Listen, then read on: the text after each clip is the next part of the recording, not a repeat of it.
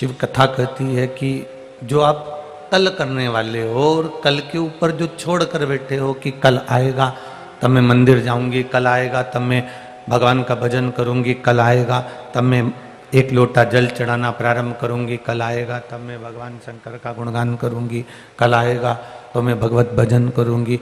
और कल के चक्कर में हमारा काल हमारे सामने आकर खड़ा हो जाता है।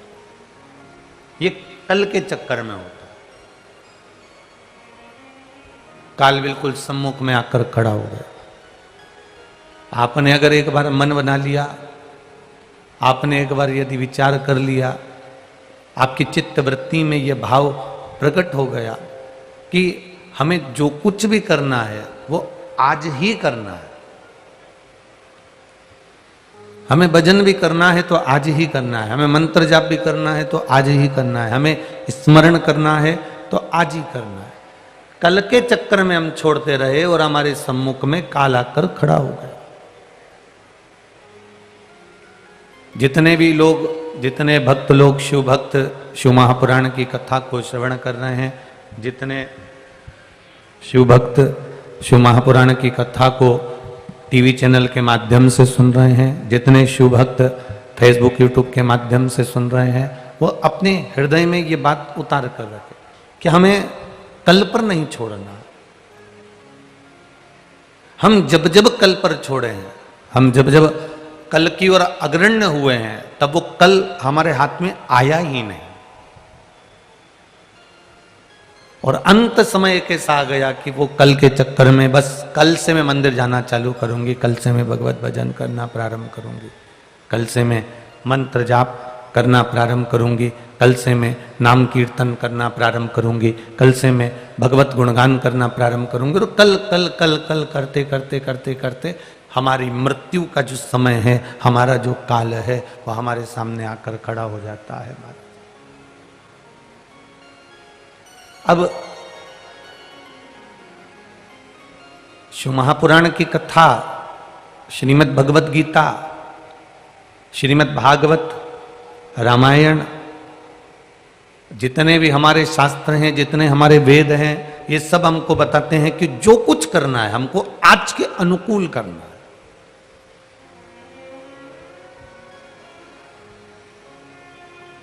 मैं दुकान कल खोल लूंगा,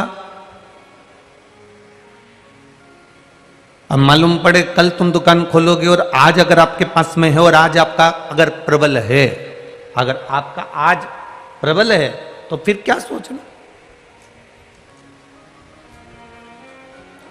मैं कल दर्शन कर लूंगा, अगर आपका आज प्रबल है, अगर आपका पांव आज चल रहा है, शरीर ठीक है, सारी इंद्रियां आपकी बहुत प्रबल हैं, सारी इंद्रियां श्रेष्ठ हैं, सारी इंद्रियां ठीक है, सारी इंद्रियां आपकी काम कर रही है, तो फिर आपको चिंता का विषय नहीं है।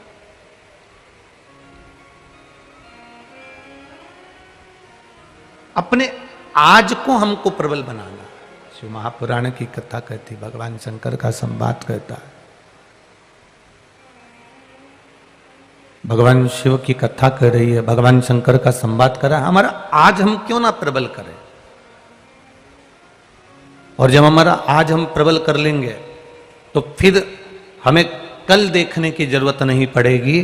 कहीं शंकर भगवान हमारे हाथ को थाम लेंगे और हमें हमारे मंजिल तक छोड़ देंगे। हमारे आज को हमें प्रबल करना।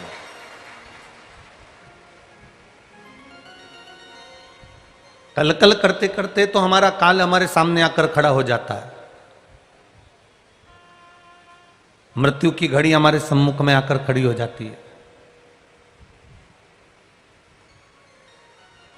हमारा मृत्यु का समय हमारे सम्मुख में आकर खड़ा हो जाता है, फिर हम कुछ भी नहीं कर पाते। और अंत समय प्रभु आना पड़ेगा, वचन दिया तो निभाना पड़ेगा। आए ना आए प्रभु कुटुंब कबीला, अंत समय प्रभु आना पड़ेगा। वचन दिया तो आपका अंत समय तुम्हारे सम्मुख में आ जाएगा, फिर आप कुछ नहीं कर पाओगे महाराज। जो करना चाहते हो वो भी आप नहीं कर सकते, जहां तक पहुंचना चाहते हो वहां तक भी नहीं पहुंच सकते। इसलिए शिव महापुराण की कथा कर रही है। देवाधिदेव महादेव ने माता पार्वती जी को अपने शब्दों में समझाया है। भगवान शिव माता पार्वती जी से कहते हैं, सुनो जगत जननी, हे पार्वती, हे हिमालय सुता, बहुत ध्यान से सुनना पार्वती। जो आज की घड़ी है, जो आज का समय है, जो आज का पल है, बाहर की आवाज तो आ रही पर यहां की आवाज नहीं आ रही है बाबू।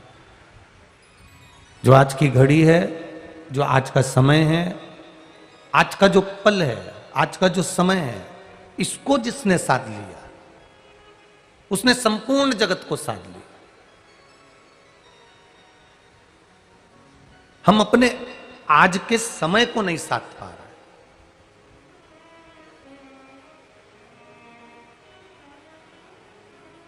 हम जितना भी कार्य करना चाहते हैं उसमें हम दूसरे के समय के अनुसार उसको जमाने का प्रयास करते हैं। पर शिव महापुराण की कथा कहती है, जो हमारा आज का जो हमें समय मिला है वो कोई साधारण समय नहीं मिला, ये प्रभु की कृपा से समय मिला है। इस समय को जिसने साध लिया वो संपूर्ण जीवन के एक आनंद को पा जाता है। अब जरा विचार करिएगा, बाली के बेटे को आप जानते हो जिसका नाम था अंगद, और एक सुग्रीव का भी बेटा था। बाली के बेटे को तो आप पहचानते हो, रामचरितमानस में आपने बार बार संवाद सुना है कि साहब ये बाली का बेटा है अंगद, और बड़ा वीर था जिसने लंकाधिपति रावण के सम्मुख में अपना चरण जमा दिया था, और वो चरण ऐसा जमाया कि वो हिलता ही नहीं था, इतना प्रबल चरण जमाया उसने। अब बाली के बेटे को तो आप पहचान गए, पर एक सुग्रीव का भी बेटा था जिसका नाम था दधिबल। ये सुग्रीव का बेटा है।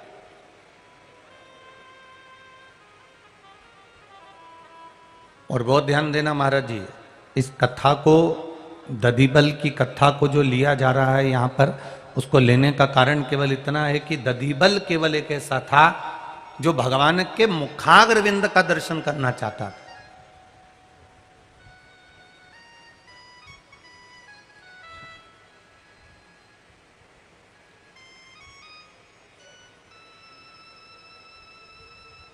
मनुष्य भले सीधा रहे पर मनुष्य का मन बड़ा टेढ़ा होता है।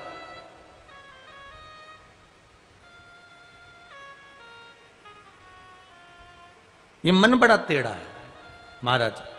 अब जैसे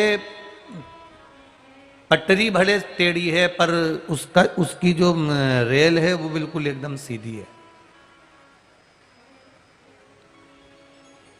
नदी भले टेढ़ी है पर नदी में बहने वाला जल एकदम सीधा है। शरीर भले सीधा है पर मन एकदम टेढ़ा है।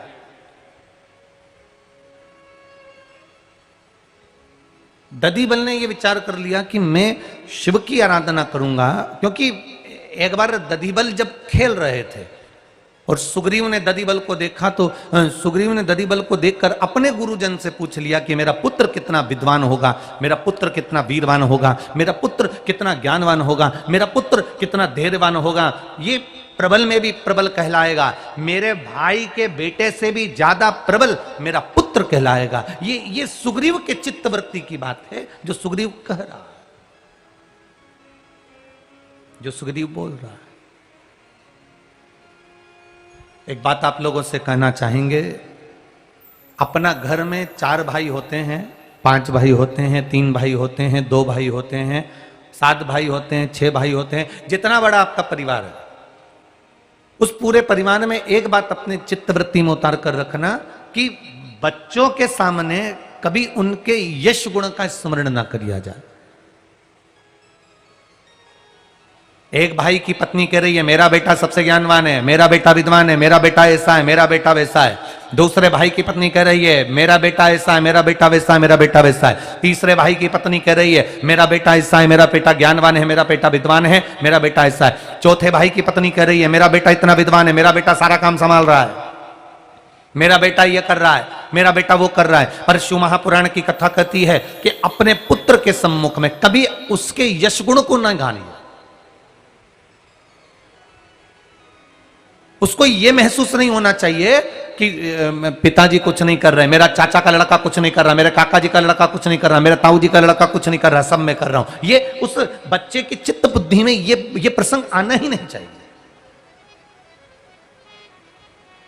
अगर आज उस बच्चे के मन में यह प्रसंग आ गया कि मैं कर रहा हूं, बाकी का कोई नहीं कर रहा, तो परिवार में द्वेष की भावना उत्पन्न हो जाएगी। और आज अगर वो अपने चाचा के बच्चों को नहीं गिनेगा, आने वाले समय में वो अपने काका जी, चाचा जी, ताऊ जी को नहीं गिनेगा। फिर एक समय ऐसा आएगा कि वो जिस माता पिता ने कहा था मेरा बेटा सब संभाल रहा है, ये तो कुछ नहीं करता, मेरे बेटे ने पूरा काम संभाल लिया, मेरे बेटे ने ये कर लिया, आने वाला समय ऐसा होगा कि माता पिता को भी वो बेटा नहीं संभाल पाएगा, क्योंकि उसकी चित्तवृत्ति में अहंकार समाहित हो गया, उसकी चित्तवृत्ति में अभिमान समाहित हो गया, उसकी चित्तवृत्ति में अहम आ गया।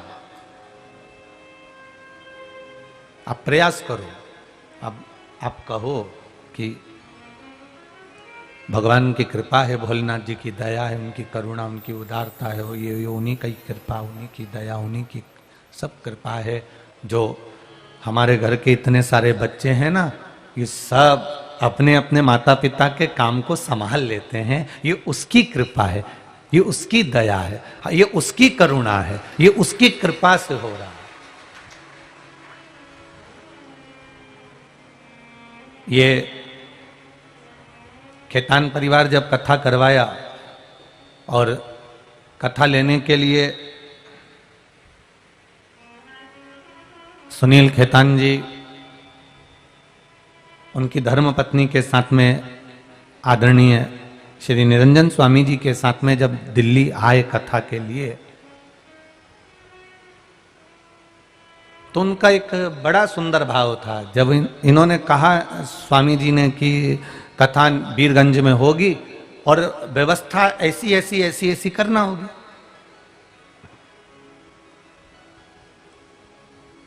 तो खेतान जी की पत्नी और खेतान जी,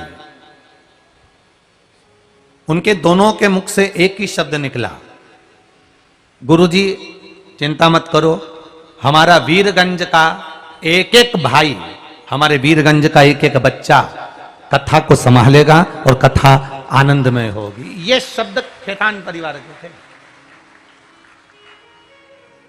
उन्होंने ये नहीं कहा कि हमारा खेतान परिवार इस कथा को संभालेगा, हमारा परिवार इस कथा को कराएगा, या हमारा परिवार इस कथा को संभाल। उनका शब्द था मेरे वीरगंज का एक एक बच्चा, मेरे वीरगंज का एक एक भाई, मेरे वीरगंज की एक एक माता, मेरे वीरगंज का एक एक बच्चा इस कथा को संभाल ले।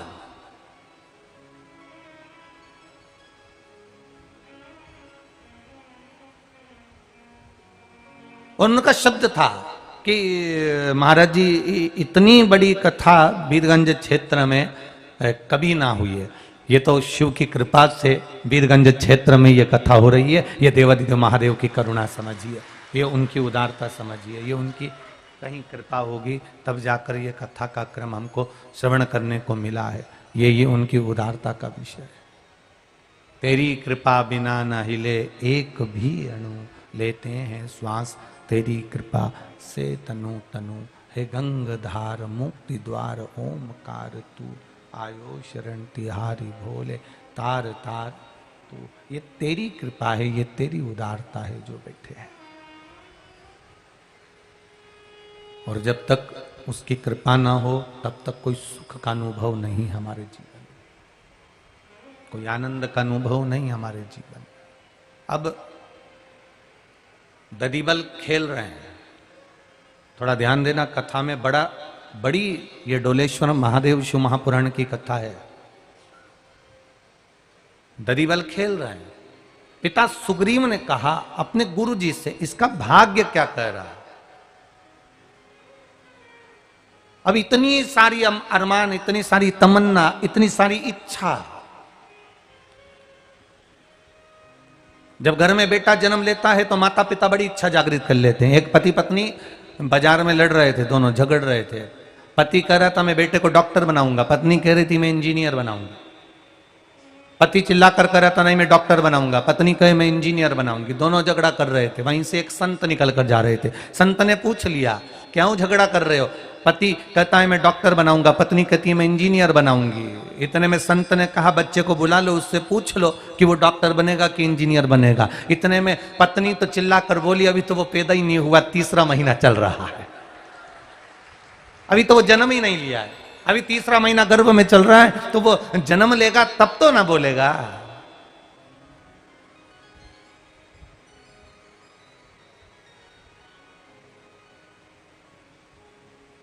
भाई जन्म लेगा ना तब तो ना बोलेगा कि मैं डॉक्टर बनूंगा कि इंजीनियर बनूंगा। अभी तो उसका जन्म ही नहीं हुआ। हम भी बस इसी चित्तवृत्ति में, यही चित्तवृत्ति में हम भी डोल रहे हैं। पति कहता है कि मेरी पत्नी चंद्रमुखी है, और कितनी भी चंद्रमुखी पत्नी मिल जाए उसके बाद भी पति हमेशा दुखी ही है।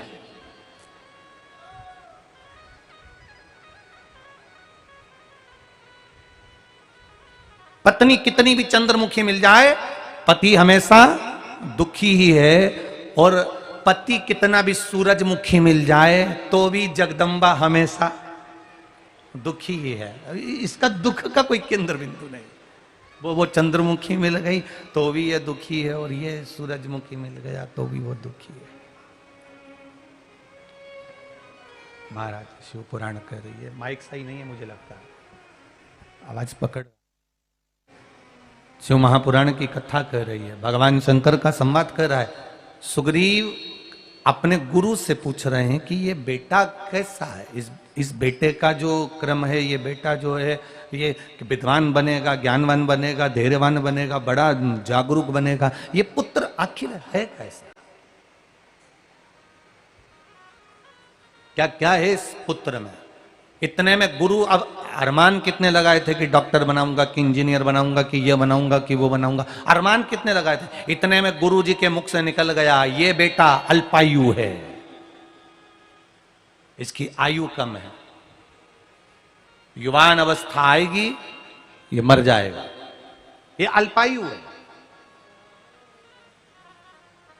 अब दधीबल अल्पायु है, सुग्रीव का बेटा अल्पायु है। सुग्रीव की आंख में आंसू भर गया, मैंने इतने अरमान लगाए थे, मैंने इतनी तमन्ना थी मेरी, इतनी इच्छा थी मेरी, इतना मैंने अरमान लगा कर रखा था कि मेरा बेटा इतना विद्वान होगा, ज्ञानवान होगा, धैर्यवान होगा, ये होगा वो होगा। कितने अरमान हमने लगा कर रखे थे, कितने।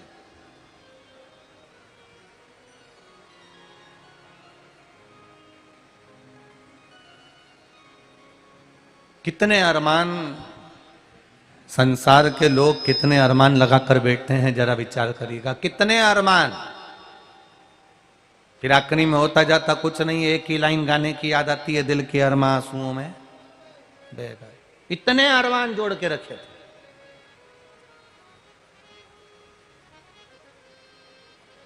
अभी कथा चल रही थी आकोला की, तो उसमें एक बात कही थी कि फिल्मों को देखकर, सीरियल को देखकर, नाटक को देखकर अपने जीवन को मत जियो,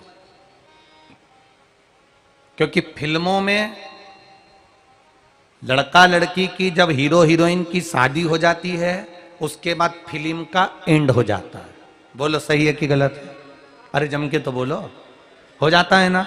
बस हीरो हीरोइन का मिलन हुआ और इन दोनों की शादी हुई और फिल्म का एंड हो गया। अब इनको क्या मालूम कि अभी तक जो दिखाया था ये तो सब लीपा पोती थी, सही फिल्म तो अब चालू हुई है। शादी के बाद का दिखाओ ना, टेंशन तो जब चालू होता है।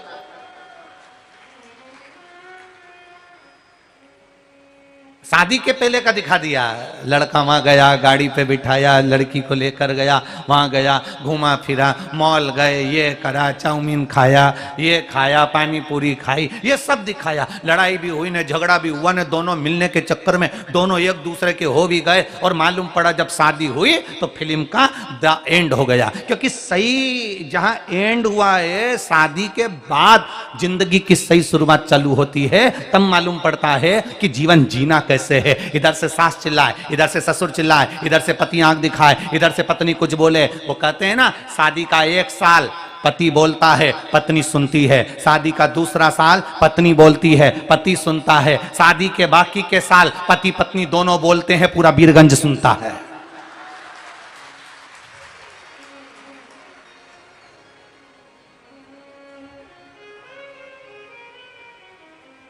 अब शुरू तो अब हुआ है, प्रारंभ तो अब हुआ है, शुरुआत तो अब हुई है, पर हम वहां एंड हो गया। तो हमें फिल्मों से या कोई सीरियल से अपने जिंदगी की शुरुआत नहीं करना है, हमें अपने जीवन की शुरुआत परमात्मा की अविरल भक्ति से प्रारंभ करना है, और परमात्मा की अविरल भक्ति पर ही विराम दे देना है, क्योंकि वो संभाल लेगा, वो साध लेगा। मेरे बाबा दया मैं तेरे भरोसे हूँ, मेरे बाबा दया करना, मैं तेरे भरोसे हूँ। ना घर के भरोसे हूँ, ना परिवार के भरोसे हूँ, ना घर के भरोसे हूँ, ना परिवार के भरोसे हूँ। मेरे दाता दया करना, मैं तेरे भरोसे, मेरे बाबा दया करना, मैं तेरे भरोसे। आप दिल से उससे कहेंगे, आप दिल से उसे पुकारेंगे, आप दिल से उससे निवेदन करेंगे, तो वो सुख का अनुभव अपने आप करा दे। ददीबल अल्पायु है, इसके प्राण युवान अवस्था में चले जाएंगे, ये मर जाएगा। सुग्रीव की आंखों में जल भर गया, सुग्रीव के नैनों में जल भर गया, सुग्रीव रोने लगा। आंखों में जले है सुग्रीव, जिस बेटे के लिए इतनी आस लगाई थी, जिस बेटे के लिए इतना सोचा था, वही बेटा के लिए कह दिया गया कि ये मर जाएगा, जवान अवस्था में चले जाएगा, युवानी में इसके प्राण छूट जाएंगे। अब बेटे ददीबल ने शब्द सुना, एक बहुत अच्छी बात अपने जीवन में उतारिएगा। एक माँ ने पत्र लिखा है, देखिए।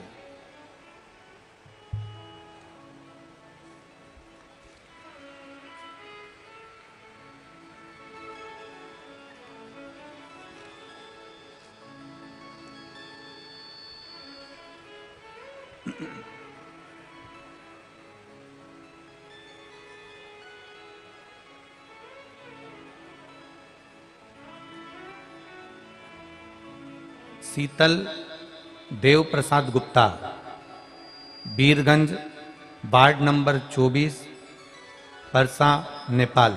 मोबाइल नंबर ये लिखा है, कहीं बैठे हो तो हाथ हिलाइएगा। आप ही हैं, दोनों हाथ से हिला दो एक बार। श्री शिवाय नमस्तुभ्यम। शीतल देव प्रसाद गुप्ता, बीरगंज, वार्ड नंबर 24, परसा, नेपाल।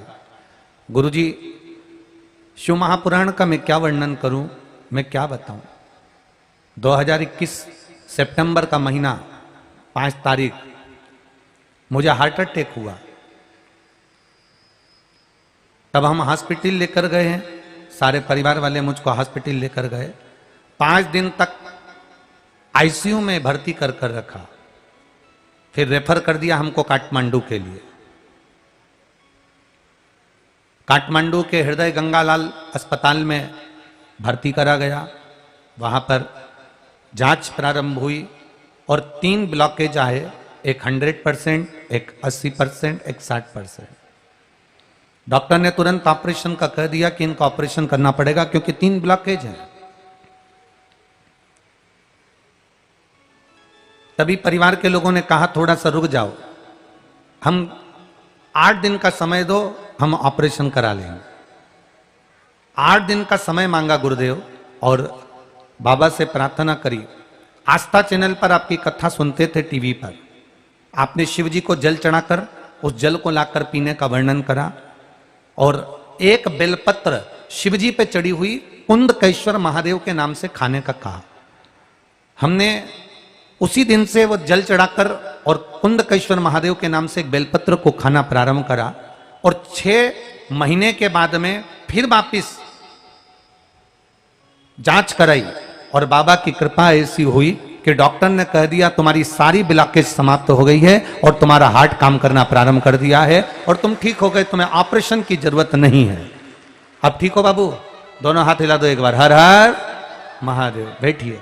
शिव तत्व इसी को कहते हैं। तेरी कृपा बिना न हिले एक भी अणु, लेते हैं श्वास तेरी कृपा से तनु तनु। ये वो कृपा करता है तो अपने आप सब कार्य सफल होते चले जाते हैं। जब तक वो कृपा ना करे तब तक कोई कार्य सफल नहीं होता। ये उसकी करुणा है, ये उसकी उदारता है और ये उसी की दया है। अब दधीबल के मन में ये भाव प्रकट हो गया, दधीबल के मन में ये भाव आ गया कि भाई मेरा जो समय है, मेरा जो समय बताया कि मेरे प्राण छूटने का समय है, अर्थात मेरी युवान अवस्था में ही मैं मर जाऊंगा, मेरे प्राण छूट जाएंगे।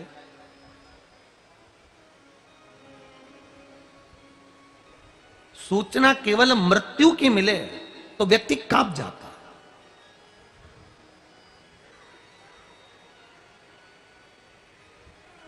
केवल सूचना मृत्यु की मिले व्यक्ति कांप जाएगा।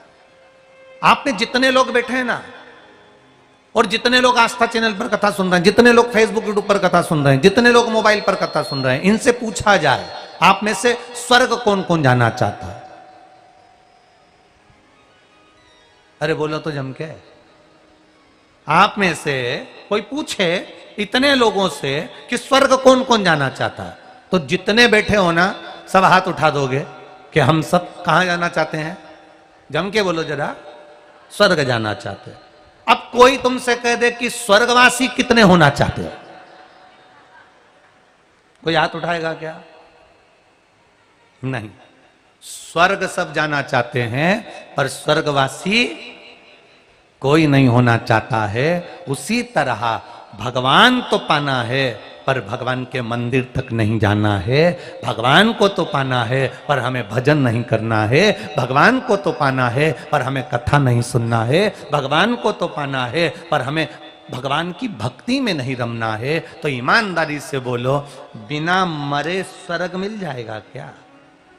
जब बिना मरे स्वर्ग नहीं मिलता तो जरा विचार करिए बिना भजन के भोलेनाथ कैसे प्राप्त हो सकता है? उसको प्राप्त करने के लिए हमें भगवत स्मरण को बढ़ाना है, अपनी भक्ति को बढ़ाना, अपने भजन को बढ़ाना है, अपने मंत्र स्मरण को बढ़ाना है, हमारे भगवान की अविरल भक्ति को हमें बढ़ाना है, भगवान के भजन को बढ़ाना है।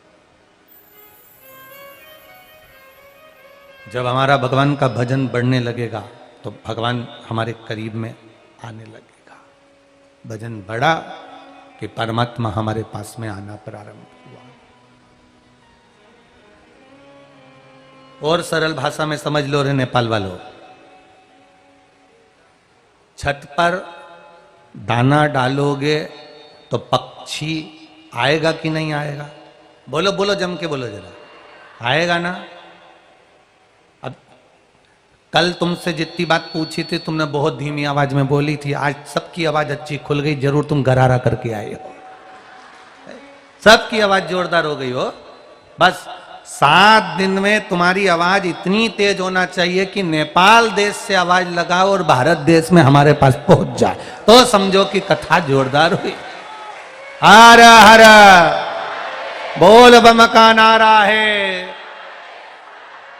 तो बस यही तत्व है। छत पर दाना डाला, छत पर दाना तुमने डाला, और छत पर दाना डाला तो पक्षी आएगा कि नहीं आएगा? जम के बोलो जरा, आएगा। जब तुमने छत पर दाना डाला है तो पक्षी आएगा भी, बैठेगा भी, दाना चुगेगा भी, और थोड़ी देर बैठकर फिर जाएगा। उसी तरह तुमने बैठकर अगर भजन गाया है, तुमने बैठकर भगवान का भजन किया है, तुमने बैठकर 1 लोटा जल महादेव को चढ़ाया है, तुमने बैठकर शिव महापुराण की कथा श्रवण करी है, तो महादेव भी आएगा और भगवान का भजन करने वाले की कृपा बरसाकर जरूर, ये निश्चित।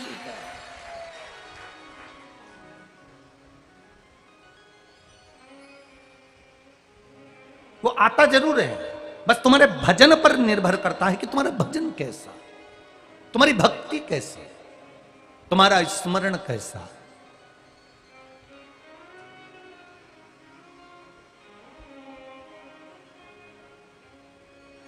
शंभु सरने पड़ी मांगू घड़ी रे, दुख काटो दया करी दर्शन आपो। महाराज आपकी भक्ति कैसी है? दधिबल को मालूम पड़ गया कि मैं अल्पायु हूं, माता पिता के साथ में दधिबल रह रहा है और उसको मालूम है कि अब मेरी उम्र नहीं है इतनी। माता पिता ने मन में विचार कर लिया कि बेटा अल्पायु है, हमारे सामने बेटे के प्राण छूटेंगे, अच्छा नहीं लगेगा, तो बेटे से कह दिया कुछ ऐसा कर जाओ अपनी जिंदगी में कि लोग तुम्हारा नाम ले। ऐसा मृत्यु लोक में अगर जन्म लिया है, पृथ्वी पर अगर आए हो, तो काम ऐसा कर कर चले जाना कि लोग आपका स्मरण करें। पूरे जितने भी देवी देवता हैं, सारे देवताओं का नाम उठा लो, किसी भी देवता के आगे महासंबोधन नहीं लगा। भगवान विष्णु के नाम के आगे महा लगा क्या? केवल देवाधिदेव महादेव के आगे एक लगा है महादेव, बाकी के किसी देवता के आगे महासंबोधन नहीं लगा। हम अपने नगर में, अपने वीरगंज में कोई व्यक्ति बहुत अच्छा काम करता है तो अपन क्या कहते हैं? महापुरुष है। महापुरुष मतलब महाशब्द लगाया, महासंबोधन लगाया। महासंबोधन कब लगाया? जब उसने कोई अच्छा काम किया, जब उसने कोई अच्छा कार्य अपने वीरगंज के लिए, जब अच्छा कार्य अपने नेपाल देश के लिए, जब अच्छा कार्य अपने देश के लिए अगर कोई करता है तो हम उसके आगे लिख देते हैं महापुरुष।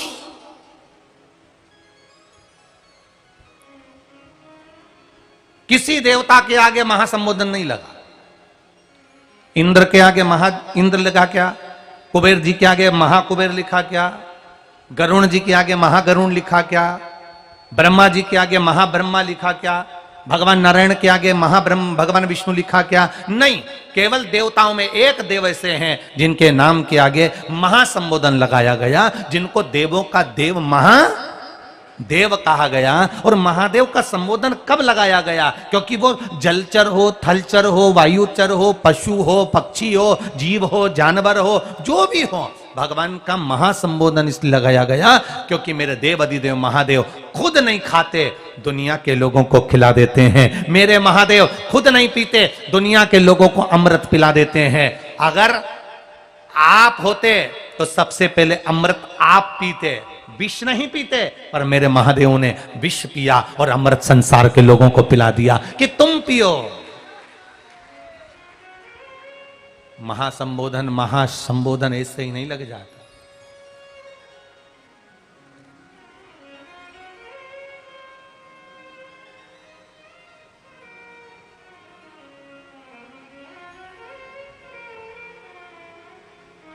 ये महासंबोधन कोई साधारण संबोधन नहीं है, जो सबके लिए जिया, जिसने सबके लिए किया। देवता आए उनको भी दिया, असुर आए उनको भी दिया, पशु आए उनको भी दिया, पक्षी आए उनको भी दिया। जो जो महादेव के पास में आए, मेरे देव अधिदेव ने सबको सबको दिया, इसलिए उनके नाम के आगे महा का संबोधन लगा और वो देव अधिदेव महादेव का, जो सबको दे रहा है।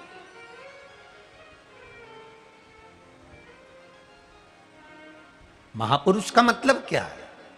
जो सबके लिए जिया, सबके लिए जिसने कार्य किया, सबके लिए उसने झोली भरी, सबके लिए उसने आनंद किया, सबके प्रति जिसने किया, उसके नाम के आगे महासंबोधन लगा दिया गया, उसके नाम के आगे महासंबोधन दिया गया।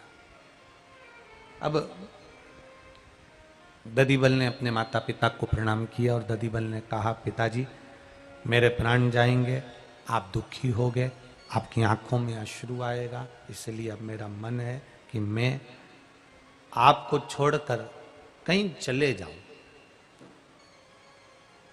व्यक्ति जब बहुत दुखी हो जाता है तो वो मरने का सोचता है। शिव महापुराण की कथा कहती है, थोड़ा सा दुख आया और वो मरने का विचार करता है। शिव महापुराण की कथा कहती है, थोड़े से दुख में मरने का विचार न करिए। जब दुख तुम्हारे ऊपर आ जाए तो हमें मरना नहीं है, हमारे दुख को हमें मार देना है। अर्थात हमें भगवान शंकर की शरण में बैठकर श्री शिवाय नमस्तुभ्यम या पंचाक्षर मंत्र नमः शिवाय या षडाक्षर मंत्र ओम नमः शिवाय हमें जपना है। जब हम भगवान के नाम को जपेंगे तो हमारा दुख अपने आप कटना प्रारंभ हो जाएगा, अपने आप समाप्त हो जाएगा। हमें अपने शरीर को समाप्त नहीं करना है।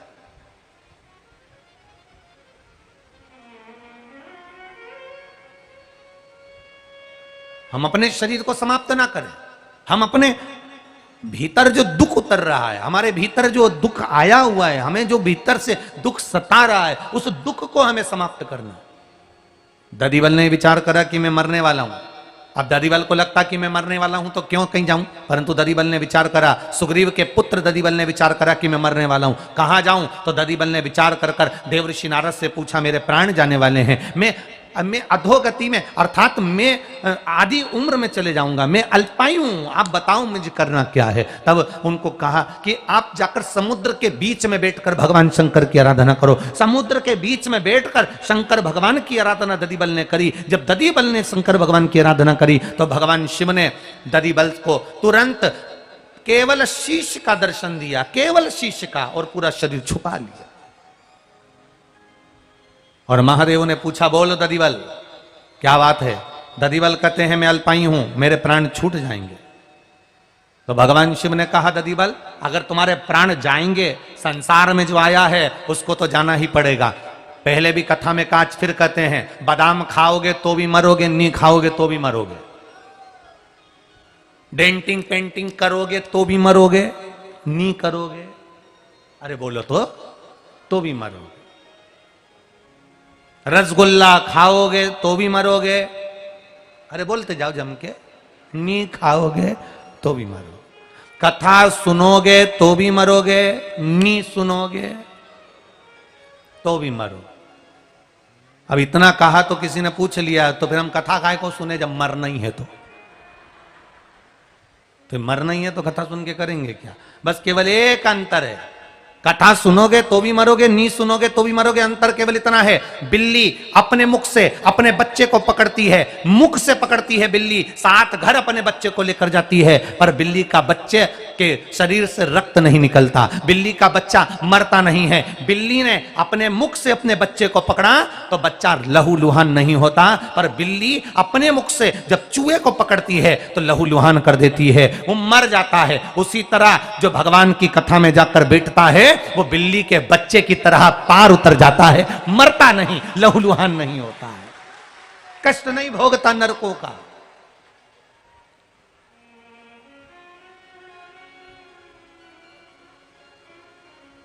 मरना निश्चित है। 7 ताले में भी बंद हो जाओगे तो भी जाओगे, नेपाल में रह लो चाहे इंडिया में रह लो, जाना तो मृत्यु तो निश्चित है। फिर करना क्या है।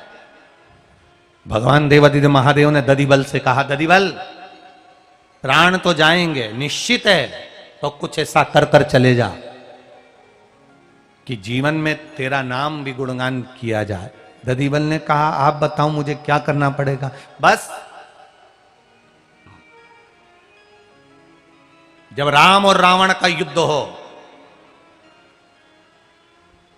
देवाधिदेव महादेव कह रहे हैं, जब राम और रावण का युद्ध होगा, रावण के सारे बेटे मर जाएंगे, तब रावण का एक बेटा जिसका नाम रहेगा नारंतक, वो बेटा इतना वीर रहेगा, उस बेटे को मारना कोई आसान बात नहीं रहेगी।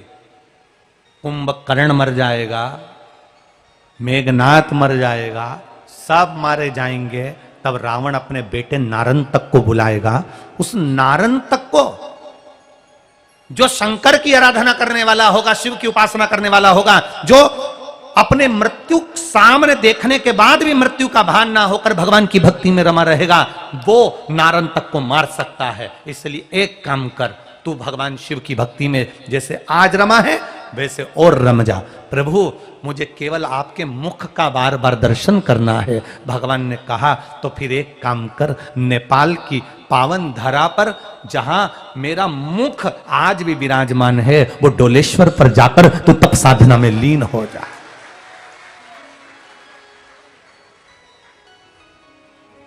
सारी दुनिया में जितने शिवलिंग हैं वो एकदम सीधे मिलेंगे। कौन कौन गया है डोलेश्वर? हाथ उठाओ जरा। डोलेश्वर का शिवलिंग सीधा है क्या?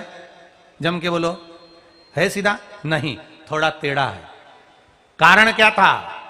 केवल एक कारण, दधिबल भगवान शंकर की भक्ति में इतना डूबा हुआ था, इतना डूबा हुआ था, इतना डूबा हुआ था कि भगवान शंकर को देखकर दधिबल का मन नहीं डोलता था। भगवान शिव की भक्ति में इतना डूबा हुआ था। शिव जी बारंबार आकर कहते थे, दधिबल मांग तुझे क्या चाहिए, दधिबल मांग तुझे क्या चाहिए। दधिबल कहता था, नहीं बाबा नहीं, कुछ नहीं चाहिए। आपने कह दिया ना कि मृत्यु लोक में आए हो तो कोई काम अच्छा करके जाना, जिससे जीवन पर्यान सुख का भान होता रहे। व्यक्ति चले जाता है पर व्यक्ति का नाम रह जाता है। दधिबल ने कहा बस आपकी कृपा बनी रहे। बार बार दधिबल शिव की भक्ति करते थे, बार बार शंकर की आराधना करते थे, भगवान शिव की भक्ति में डूबे रहते थे। ऐसे डूबे रहते थे दधिबल, ऐसे डूबे रहते थे कि भगवान शंकर के शिवलिंग की आराधना करते करते एक बार दधिबल आराधना करते करते अपने हाथ का टेका महादेव के शिवलिंग से लगा लिया, और महादेव के शिवलिंग से जैसे ही टेका लगाया,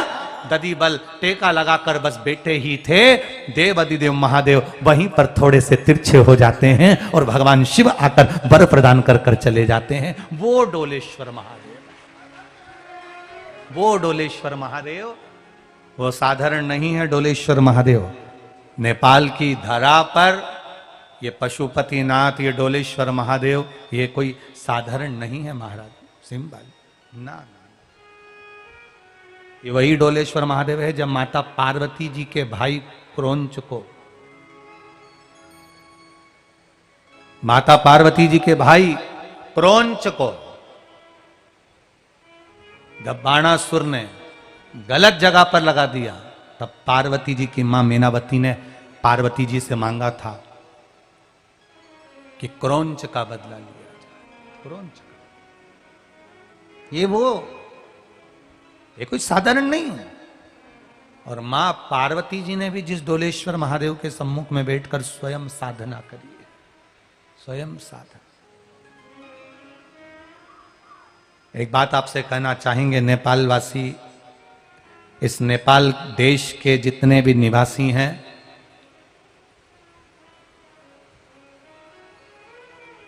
आप तो मधेश के वीरगंज से कथा सुन रहे हो, नेपाल देश के मध्य प्रदेश के वीरगंज क्षेत्र से कथा सुन रहे हो, पर आप लोगों से केवल इतना कहना चाहेंगे, जिंदगी में जब कहीं ऐसा महसूस हो कि आप बहुत हार चुके हो और दुख सामने पीछा नहीं छोड़ रहा,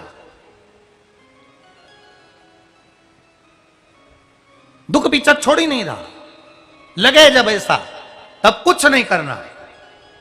आपके नगर में, आपके क्षेत्र में, आपकी कॉलोनी में, आपकी सोसाइटी में, आप जहां रहते हो, उस गांव में, खेड़े में, नगर में, जहां शंकर भगवान का शिवालय हो, वहां थोड़ी देर जाकर बैठ जाना और शिव का पंचाक्षर मंत्र, षडाक्षर मंत्र, ओम नमः शिवाय या श्री शिवाय नमस्तुभ्यम का स्मरण करते रहे।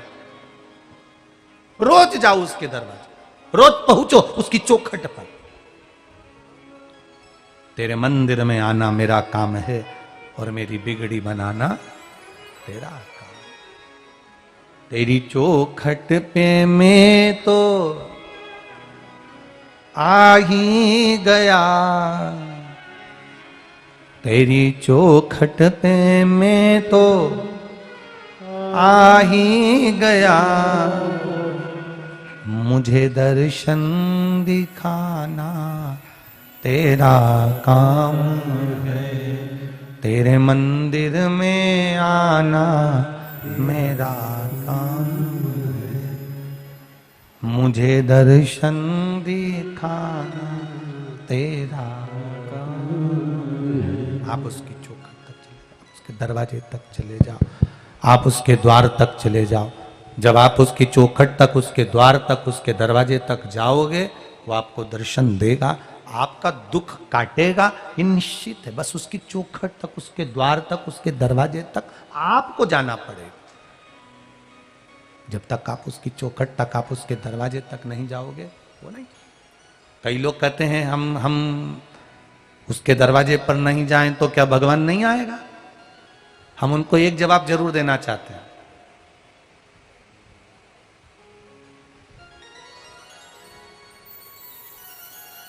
किराने वाला दुकान लेकर तुम्हारे पास आता है क्या? जम के बोलो जरा जल्दी से। कपड़े वाला पूरी कपड़े की दुकान लेकर तुम्हारे पास आता है क्या? अलमारी वाला अलमारी की दुकान लेकर तुम्हारे पास आता है क्या? बोलते जाओ जरा जम के। फ्रिज वाला फ्रिज लेकर तुम्हारे घर पे आता है क्या? टीवी वाला टीवी की दुकान लेकर तुम्हारे पास आएगा क्या? मोबाइल वाला मोबाइल की दुकान लेकर तुम्हारे पास आएगा क्या? नहीं। मोबाइल लेना है तो दुकान पर जाना पड़ेगा, कपड़ा लेना है तो दुकान पर जाना पड़ेगा, टीवी खरीदना है तो दुकान पर जाना पड़ेगा, और अपना दुख मिटाना है तो महादेव की कथा में जाना पड़ेगा। ये निश्चित है।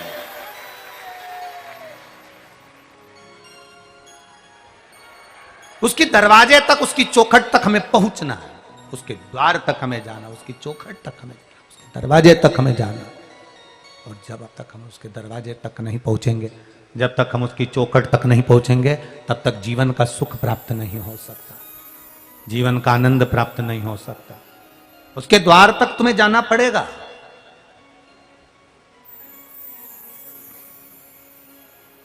नाई की दुकान पर जाओगे तो बाल कटेगा, और परमात्मा के मंदिर जाओगे तो दुख कटेगा, ये निश्चित है। उसके द्वार तक जाना पड़ेगा।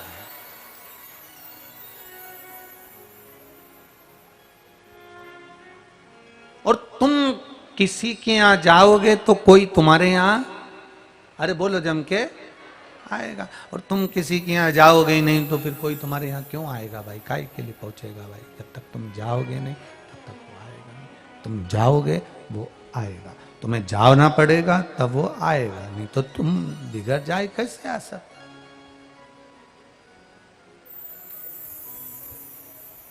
तुम आना भोले बाबा,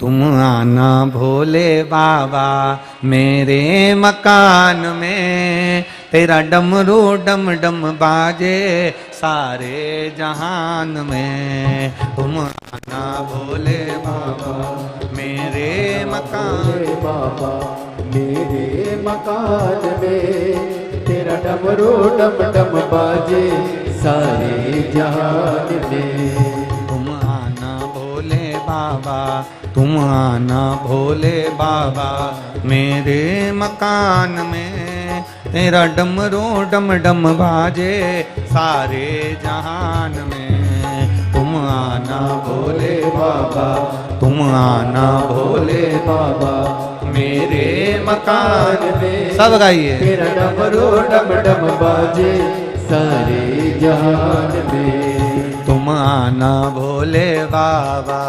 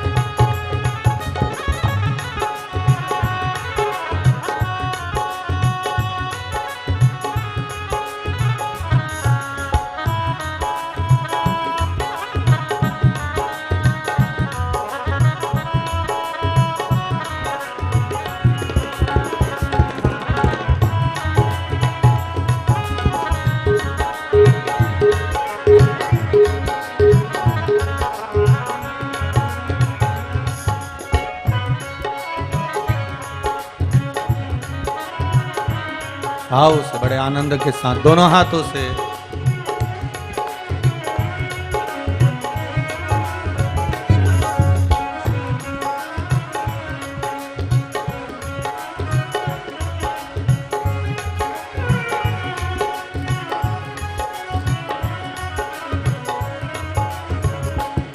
तुम लक्ष्मी जी को लाना, तुम लक्ष्मी जी को लाना, तुम विष्णु जी को लाना, तुम विष्णु जी को लाना, तुम लक्ष्मी जी को लाना, तुम लक्ष्मी जी को लाना, तुम विष्णु जी को लाना, तुम विष्णु जी को लाना। मेरे मकान में तेरा डमरू डम डम बाजे सारे जहान में। तुम आना भोले बाबा, तुम आना भोले बाबा। मेरे मकान में तेरा डमरू डम डम बाजे सारे जहान में। तुम आना भोले बाबा, तुम आना भोले बाबा। मेरे मकान में तेरा डमरू डम डम बाजे सारे जहान में। तुम आना भोले बाबा, जय हो। तुम आना भोले बाबा, मेरे मकान में तेरा डमरू डम डम बाजे सारे जहान में। बड़े भाव से दोनों हाथों से ताली से बजाते हुए आनंद के साथ।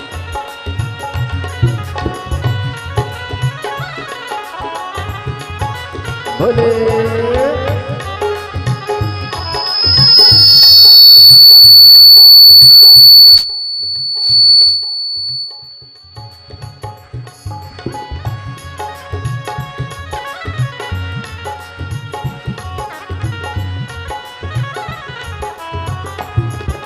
जय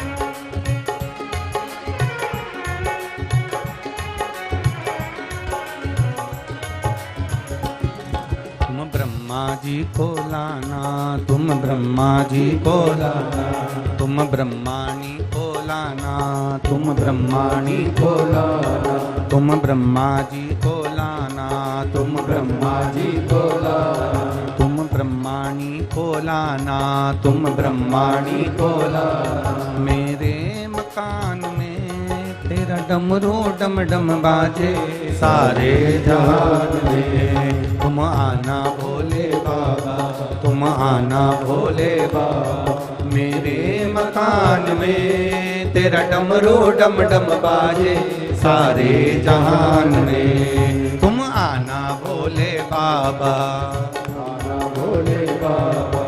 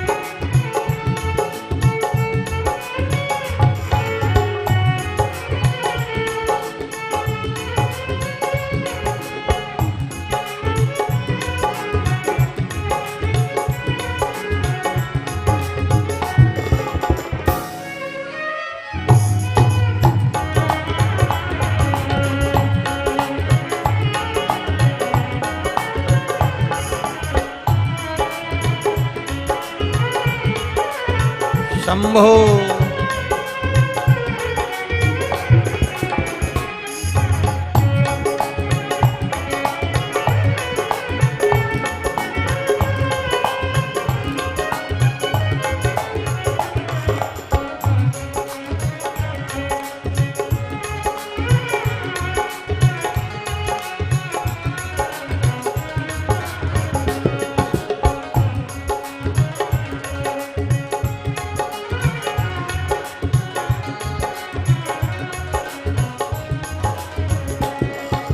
गणपति जी को लाना, तुम गणपति जी को लाना, तुम पार्वती को लाना, तुम पार्वती को लाना, तुम गणपति जी को लाना, तुम गणपति जी को लाना, तुम पार्वती को लाना, तुम पार्वती को लाना।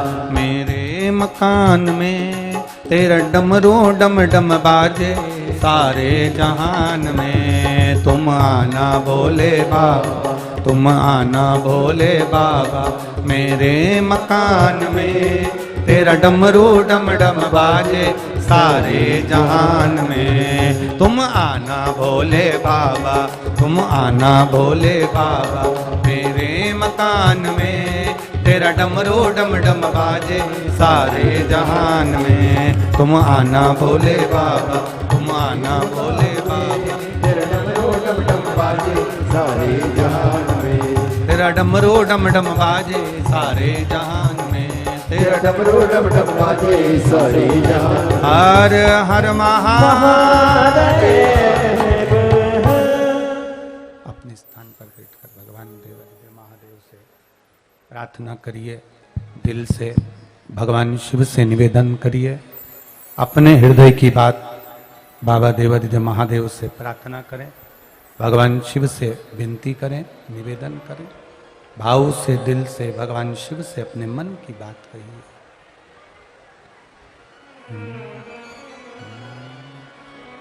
श्री शिवा नमस्तु। श्री शिवा नमस्तु। श्री शिवाय नमस्तु। श्री शिवाय नमस्तु। श्री शिवाय नमस्तु।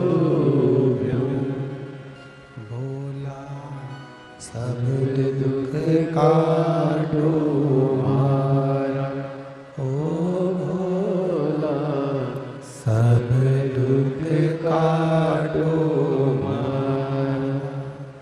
शिव शंकर जपो तेरी माला, भोले बाबा जपो तेरी माला। भोला सब दुख काटो मारा, ओ भोला सब दुख काटो मारा। वेश मंगल मंगलकारी, वेश है मंगल मंगलकारी। शमशान वासी हमारा, शमशान वासी हमारा। भोला सब दुख काटो मारा, ओ भोला सब दुख काटो मारा। भगवान शिव की कथा कहती है, ददीबल बैठकर भगवान शिव की आराधना में लीन हुआ। इतनी भक्ति ददीबल ने करी, इतना विश्वास रखकर भगवान शंकर की आराधना करी, इतनी आराधना करी, शिव जी ने फिर आकर ददीबल को दर्शन दिया। वापिस पुनः ददीबल को जब दर्शन दिया, ददीबल रावण के बेटे नारंतक, जिसने हजारों वर्ष बैठकर तप किया, उसको मारने की सामर्थ्यता किसी में भी नहीं। रावण के बेटे नारंतक को मारने की सामर्थ्यता किसमें किसी में नहीं है, जिसने हजारों वर्ष तक तप किया। केवल एक तू दधिबल, सुग्रीव का तू बेटा है, केवल एक तू ऐसा रहेगा जिसने मेरी भक्ति केवल मुखाग्रविंद की पूजन कर कर करी है, इसलिए तू उस नारंतक का अंत कर सकता। और देखिए, राम और रावण के युद्ध में सब मारे जा रहे हैं, नारंतक को बुलाया गया, उसने पूरी राम जी महाराज की जितनी सेना थी उसको समाप्त करना चाहा। तब सुग्रीव ने अपने बेटे दधिबल को बुलाया और दधिबल को बुलाकर फिर उसको सामने खड़ा किया। युद्ध जब चला तब नारंतक का अंत हुआ, दधिबल विजय प्राप्त कर ली, दधिबल की विजयता प्राप्त हो गई।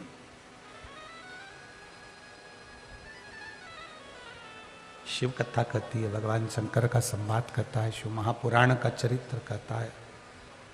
राम जी की जय हो। शिव महापुराण की कथा कहती है, भगवान शंकर का चरित्र कह रहा है कि जो शिव की आराधना करने वाले होते हैं, जो भगवान शंकर का गुणगान करने वाले होते हैं, शंकर भगवान की भक्ति में जो डूबे हुए होते हैं, वो दुख को समाप्त खुद कर देते हैं। उसको दूसरी जगह जाकर दुख समाप्त नहीं करना पड़ता, न किसी के पास जाना पड़ता। शंकर की आराधना करने वाला, शिव पर विश्वास करने वाला, शंकर का गुणगान करने वाला, शिव भक्ति में डूबने वाला अपने दुख को स्वयं समाप्त करता है।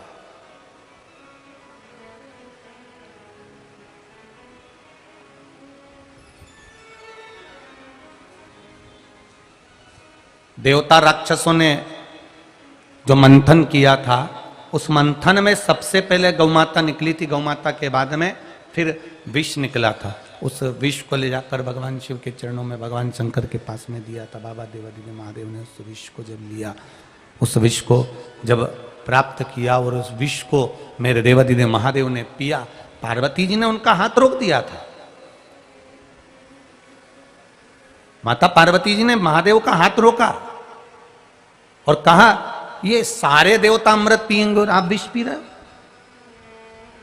सारे देवता अमृत पीने जा रहे हो, आप विष पी रहे हो।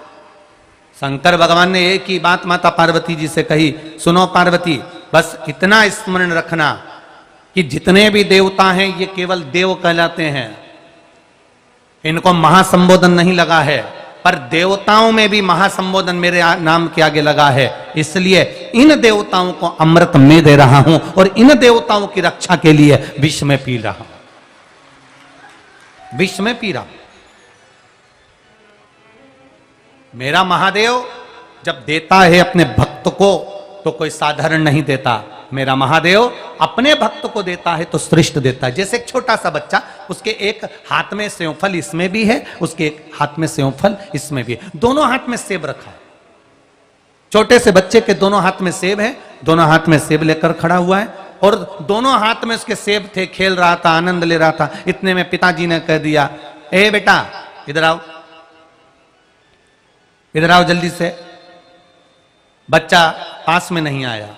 पिताजी ने आवाज लगाकर कहा, तुम्हारे पास में 2 सेब हैं, इसमें से एक सेब मुझे दे दो। इतने में बच्चा उधर मुंह करा और सेब को अपने मुंह में भर गया। अब एक हाथ का सेब उसने मुंह में भरा, उसको तुरंत कुतर दिया। इतने में पिताजी ने कहा, बेटा लाओ एक सेब दे दो। अब बच्चे ने दूसरा हाथ का सेब लिया, उसको भी कुतर दिया।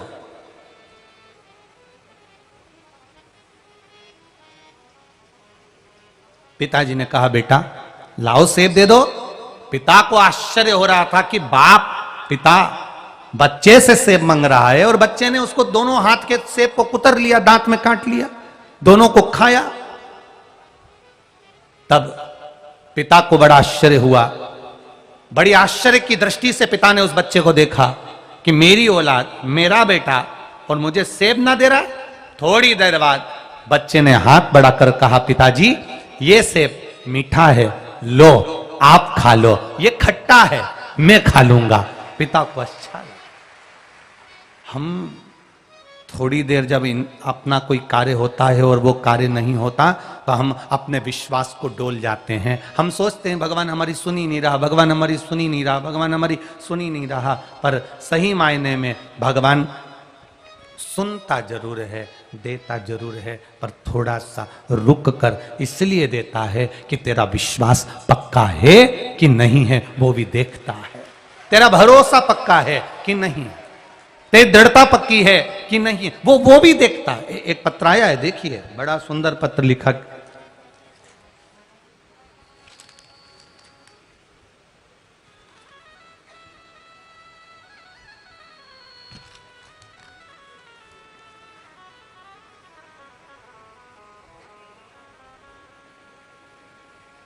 मैं प्रियंका पांडे, भारत देश के बिहार राज्य पश्चिमी चंपारण जिला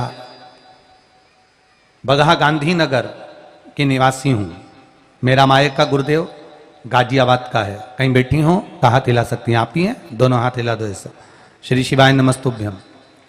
मेरी माँ पिछले 2.5 साल से पेट की गंभीर बीमारी से जूझ रही हैं क्योंकि उनको कैंसर से पीड़ित हैं।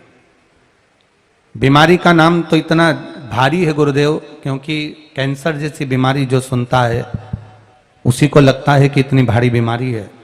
बहुत पैसा लगा चुके,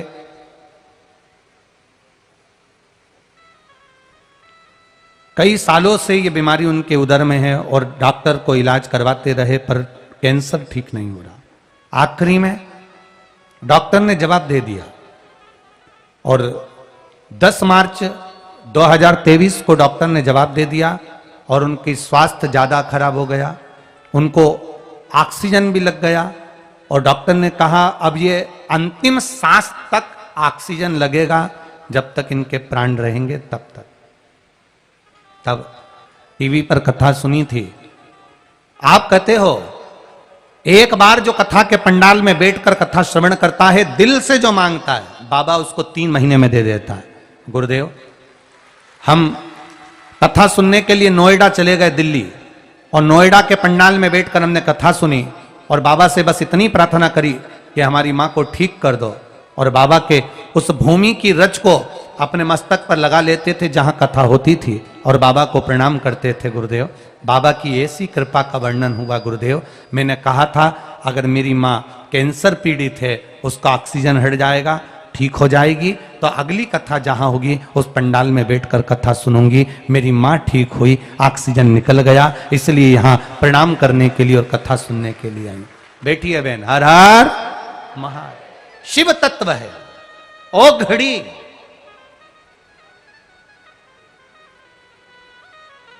अब करो उसका भजन, खाली ना जाता कोई दर से तुम्हारे। हमसे लोग कहते हैं गुरुजी आप ये शिव पोथी पे चढ़ी हुई बेलपत्री का ऐसा क्या तत्व है? शिव महापुराण की कथा कहती है, देवादिदेव महादेव तुम रुका जी से कह रहे हैं, तुम रुका जी। 7 दिन की शिव महापुराण की कथा में 6 दिन तक जो बेलपत्र शिव पोथी पर समर्पित होती है वो बड़ी से बड़ी बीमारी को भी हराकर स्वयं शिव तत्व को प्रदान कर देती है। वो तत्व है इस बेलपत्र में, कोई साधारण तत्व नहीं आता महाराज।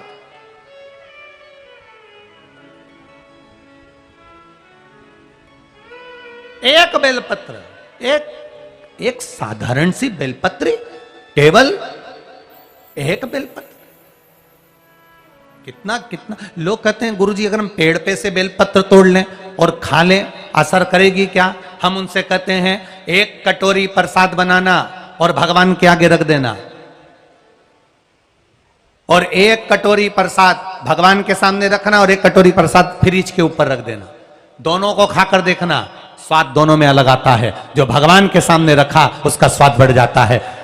साधारण नहीं है। यहां भंडारा चलता है, खेतान परिवार जो भगत आए हुए रात को रुके थे उनके लिए भोजन व्यवस्था यहाँ खेतान परिवार ने करी है।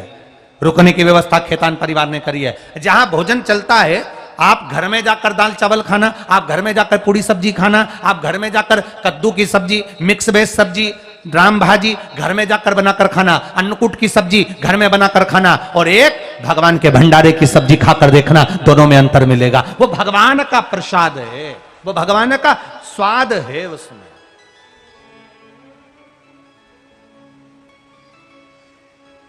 तो फिर कोई पूछा, कभी भगवान खाता हुआ तो दिखता ही नहीं है, कभी भगवान तो खाता हुआ दिखता ही नहीं है। तो हम कहते हैं इस किताब में जो लिखा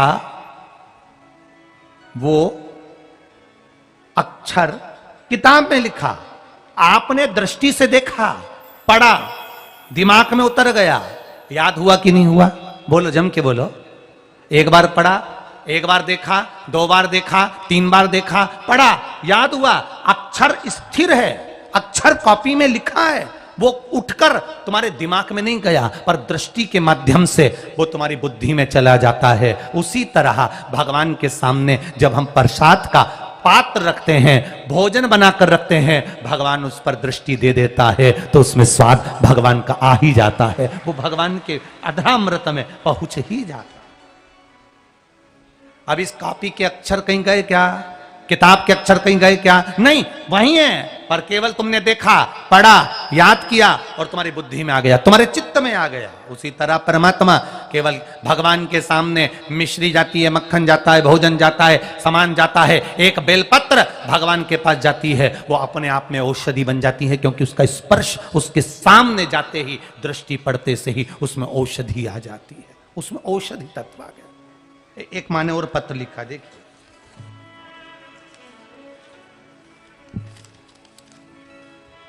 पहले एक माँ का फोटो देख लो, टीवी वाले भी आस्था चैनल पर इसका फोटो भी दिखा देना, जिसकी उम्र 75 वर्ष है। किडनी, लीवर, गुर्दे सब काम करना बंद कर दिए थे, डायलिसिस चलता था, एक हफ्ते में 2। नाम है जिनने पत्र भेजा है, मिस सुनीता यादव, गुड़गांव हरियाणा से आई हूं। कहीं बैठी हो तो हाथ हिलाइएगा, आप ही हैं, दोनों हाथ हिला दो एक बार, हर हर महादेव। अब पत्र में ये 75 वर्ष की माता का आप फोटो देखेंगे, जिनकी किडनी, लीवर, गुर्दा सब डैमेज हो गया और केवल 10% काम कर रहा था, बाकी का पूरा शरीर डैमेज था। 72 ईयर, 72 साल की उम्र है इनकी, और गुरुदेव डायलिसिस भी चल रहा था, किडनी, लीवर सब काम करना बंद कर दिया था। बाबा से प्रार्थना करी थी कि बाबा अगर इनकी किडनी, लीवर काम करना चालू कर दे और डायलिसिस बंद हो जाए, तो जहां भी कथा हो रही होगी वहां जाकर, जिस दिन डायलिसिस बंद होगा उसके बाद जहां कथा रहेगी वहीं जाकर कथा सुनूंगी। हमने बाबा से प्रार्थना करी थी, बेलपत्र बाबा को चढ़ा हुआ खिलाना चालू करा, जल देना प्रारंभ करा, और बाबा की कृपा से उनका डायलिसिस बंद हो गया। इसलिए हम कथा में यहां आकर प्रणाम करने आए हैं। ये शिव तत्व है। अब ठीक है बाबू, बैठिए। हर हर महादेव। शिव तत्व का स्मरण करो, भक्ति।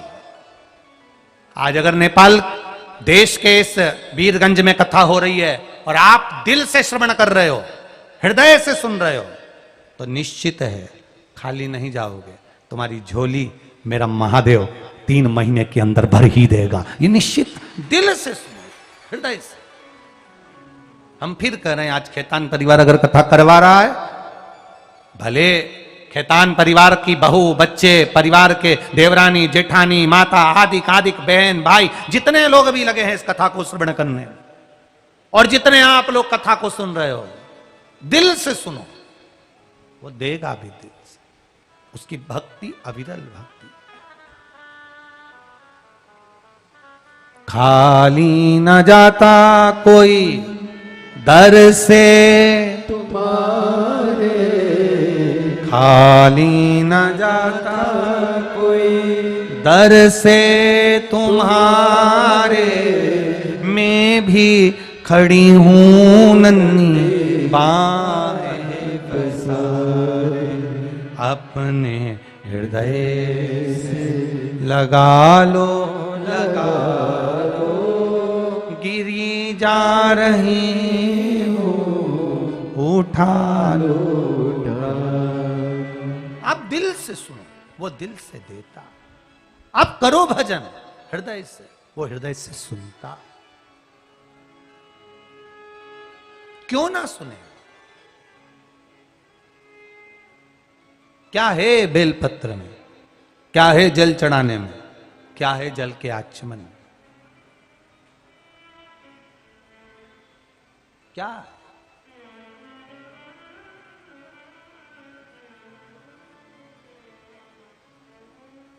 शिव कथा कर रहे, भगवान जब देता है अच्छा आपको देता है। जैसा बेटा 2 हाथ में सेब रखा, मीठा सेब अपने पिता को दिया, पर सेब पिता को दिया उससे पहले आप सब जितने लोग कथा सुन रहे थे सबकी दृष्टि कहां चली गई? लो, पिता को सेब ही नहीं दे रहा, दोनों खा जाएगा, वो पूरा झूठा कर लिया। झूठा इसलिए कर लिया क्योंकि पिताजी को देना नहीं था। नजर का इलाज है पर नजरिए का नहीं है।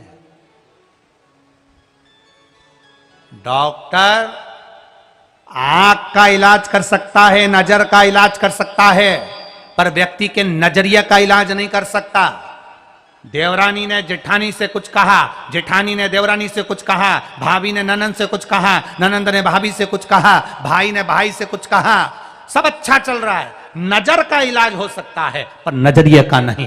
फिर भी नजरिए में आ जाता है, इतना पैसा कहां से आएगा, क्या होगा, कैसे आएगा, वो तो लुटाने में लगा है। एक उनका लड़का है जो लुटा रहा है, उनकी लड़की है जो लुटा रही है। हमारा बच्चा नहीं लुटा रहा, हमारा बच्चा सब जोड़ रहा है, हम जोड़ रहे हैं और भाई का बच्चा लुटा रहा है, भाई का बच्चा खर्च कर रहा है, देवरानी का बच्चा खर्च कर रहा है, जेठानी का बच्चा खर्च कर रहा है। हमारे नजर का इलाज हो सकता है पर नजरिए का नहीं। अंदाजा लगाना किसके लिए कमाया है, इतना जोड़ा किसके लिए जोड़ा, किसके लिए तैयार किया। आज अपन ही अपना सुख नहीं भोग पाए तो वो जीवन बेकार है। जोड़ा जोड़ा जोड़ा, आखिरी में यहीं छोड़ा।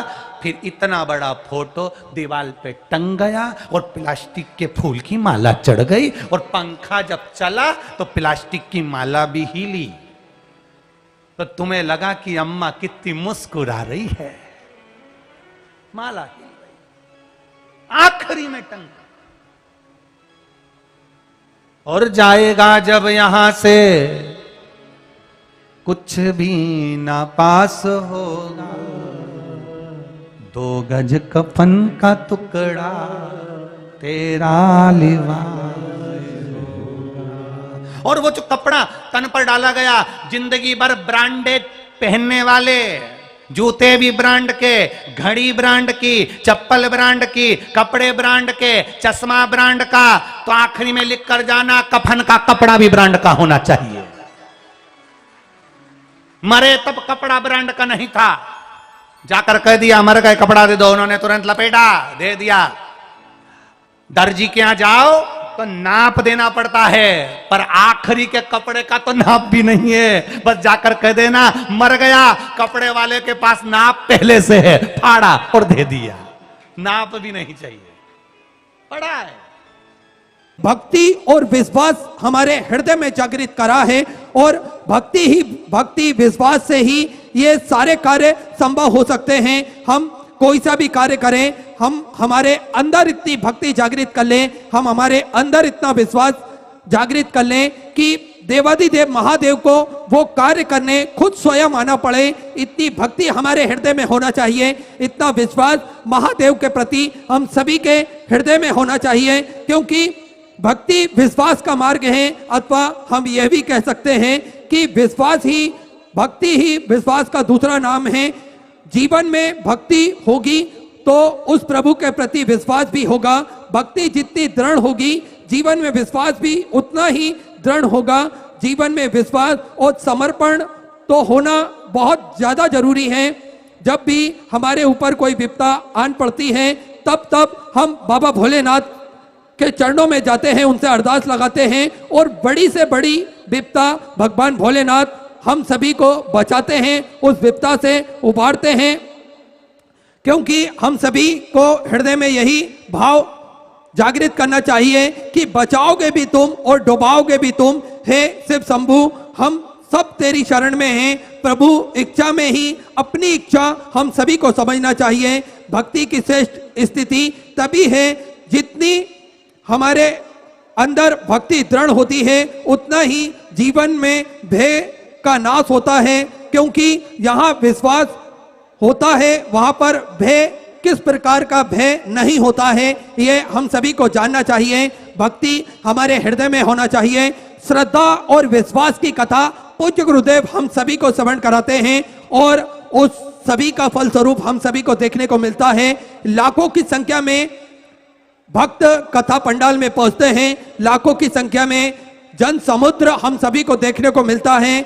आप सभी इस बात से भी अंदाजा लगा सकते हैं, मात्र YouTube पर लाइव कथा चलती है पूज्य गुरुदेव की, तो लगभग 2 लाख लोग उस कथा को लाइव देखते हैं। ये अपने आप में एक रिकॉर्ड है, क्योंकि कोई भी प्रोग्राम हो, कोई भी न्यूज हो या फिर किसी भी प्रकार का आयोजन YouTube पे चल रहा है और उसको एक साथ लाइव 2 लाख लोगों को देखना बड़े ही आश्चर्य की बात होती है। ये हम सभी को जान लेना चाहिए कि कितना श्रद्धा और विश्वास हमारे अंदर जागृत हुआ है। एक ललकता हमारे हृदय में जागृत होती है। आस्था चैनल पर तो जो भक्त प्रतिदिन कथा देखते हैं वहां तो देखते ही हैं, पर अपना कीमती समय निकालकर, अपना नेट खर्चा कर और अपने काम में लगे होने के बाद में भी 2 लाख लोग प्रतिदिन कथा का आनंद लाइव लेते हैं और ये मात्र 24 घंटे में बढ़कर 15 लाख हो जाता है। ये बाबा भोलेनाथ की कृपा है, ये उनकी करुणा है कि आप सभी के हृदय में भगवान भोलेनाथ विराजमान हुए और ये पूज्य गुरुदेव ने हम सभी के हृदय में जो भक्ति और प्रेम, जो श्रद्धा जागृत करी है भगवान भोलेनाथ के प्रति, ये उसका ही फल है, ये उसका ही पुण्य प्रताप है, ये एक लोटा जल का पुण्य प्रताप है जो हम सभी को देखने को मिलता है। आज कहीं पर भी मंदिर हो, आज लाखों की संख्या में भक्त जाते हैं, एक लोटा जल चढ़ाते हैं। क्या बच्चे, क्या बूढ़े और क्या जवान, क्या महिलाएं, सभी भक्त, सभी वर्ग के लोग मंदिर जाते हैं, एक लोटा जल चढ़ाते हैं। ये निश्चित ही हम सभी के लिए गर्व की बात है कि सनातन धर्म के लोग जो सनातन धर्म को मानते हैं, उनके हृदय में भगवान भोलेनाथ के प्रति अपार श्रद्धा जागृत करी है। पूज्य गुरुदेव ने अपार भक्ति जागृत करी है। ये निश्चित ही हमारे सनातन धर्मीय प्रेमियों के लिए एक बड़ा ही शुभ संदेश है। हम हमारे मूल ग्रंथों को पहचाने, हम हमारे धर्म को पहचाने, हम हमारे मूल धर्म की जो जड़ें हैं वहां तक पहुंचे, तो निश्चित ही हम सभी का जीवन में कल्याण होगा। और पूज्य गुरुदेव ने बड़ा ही सुंदर कार्य करा है, जन जन को मंदिर पहुंचाया है, जन जन के हृदय में भगवान भोलेनाथ जागृत करे हैं। वैसे ही श्रद्धा और विश्वास की कथा पूज्य गुरुदेव हम सभी को सुनाते हैं और भगवान भोलेनाथ के प्रति ही अपनी श्रद्धा जागृत करवाते हैं। ये बड़ी बात है, हम सभी को सीखना चाहिए। हम सभी को भगवान भोलेनाथ के प्रति जागरूक होना चाहिए, हमारे धर्म के प्रति जागरूक होना चाहिए। पूज्य गुरुदेव हम सभी को पुराने इतिहासों को बताते हुए, हमारे सनातन धर्म का निरंतर प्रचार करते हुए, एक सूत्र में सभी सनातन धर्म के लोग बैठे, एक सूत्र में वो पिरोए जाएं, यही भाव मन में रखकर पूज्य गुरुदेव निरंतर कथाओं में प्रयत्नरत रहते हैं और निरंतर नित्य नई नूतन कथाएं हम सभी को श्रवण कराते हैं। वैसे भी हम सभी को यह जान लेना चाहिए, यह मान लेना चाहिए कि इस पृथ्वी के राजा, इस सृष्टि के राजा देवाधिदेव महादेव हैं। हम सभी उनकी शरण में रहेंगे तो निश्चित ही हम सुरक्षित भी रहेंगे और निश्चित ही हम सभी का मन भगवान भोलेनाथ के चरणों में लगा रहेगा। तो हमारी सबकी मनोकामना मेरा कुबेर भंडारी, मेरा राजा धीराज महाकाल राजा पूर्ण कर देगा, क्योंकि दुख में भी सुख खोज लेना, हानि में भी लाभ खोज लेना, प्रतिकूलताओं में भी अवसर खोज लेना, इस सबको सकारात्मक दृष्टिकोण कहा जाता है। जीवन का ऐसा कोई बड़े से बड़ा दुख नहीं जिससे सुख की परछाई दूर हो। जिंदगी की ऐसी कोई बाधा नहीं जिससे कुछ प्रेरणा हम ले ना सके। देखिए, बाधाएं सभी के जीवन में आती हैं, पर हम उससे कुछ प्रेरणा लेकर कुछ अच्छा कर सकते हैं। हमारे समाज के प्रति, हमारे सनातन धर्म के प्रति हम कुछ ना कुछ अच्छा कर सकते हैं। ये हम सभी को जान लेना चाहिए, क्योंकि तीनों लोकों के नाथ को मन में लिया वसाए, जीवन महादेव के भरोसे अब वो ही पार लगाए। हम सभी उनके भरोसे चलेंगे तो निश्चित ही वह जीवन हमारा पार लगाएंगे। और जैसा कि आप सभी को ज्ञात है, सिद्धपुर नगरी सीहोर की पावन धरा पर विशाल कुबेरेश्वर धाम की स्थापना होने जा रही है। यह एक ऐसा धाम बनने जा रहा है जो 12 ज्योतिर्लिंग के मध्य में केंद्र में स्थापित होगा।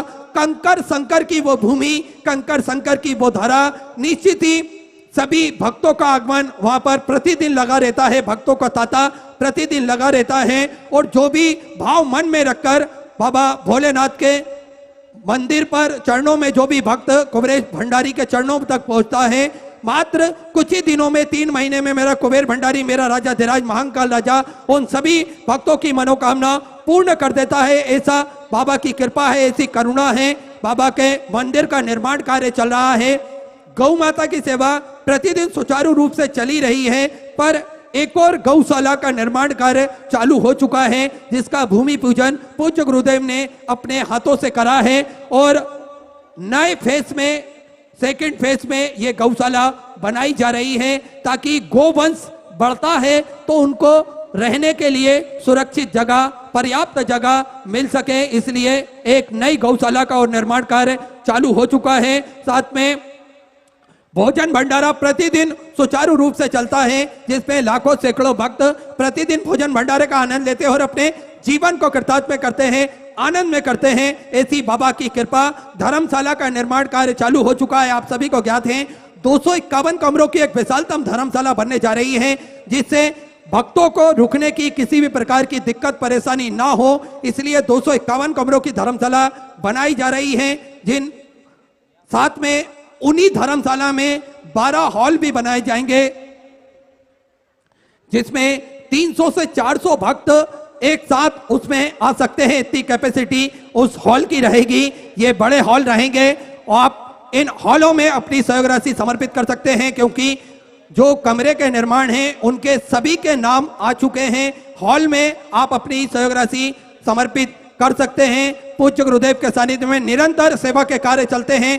सेवा ही संकल्प है, यही लक्ष्य निरंतर लेते हुए चलते हैं। एक प्राथमिक उपचार केंद्र भी कुबेर भंडारी के चरणों में वहां पर लगा हुआ है, जिससे किसी भी भक्त को कोई दिक्कत परेशानी ना हो। साथ में 2 एम्बुलेंस प्रतिदिन 24 घंटे भक्तों की सेवा के लिए वहां उपलब्ध रहती हैं, वहां खड़ी रहती हैं, जिससे किसी भी भक्त को कोई परेशानी ना आए। इसलिए निरंतर सेवा के कार्य श्री विठले सेवा समिति के सानिध्य में चलते हैं। आप और हम इन सभी व्यवस्थाओं का आनंद लेते हैं और आपके सहयोग से ही ये सारे पावन पुनीत कार्य संभव हो सकते हैं।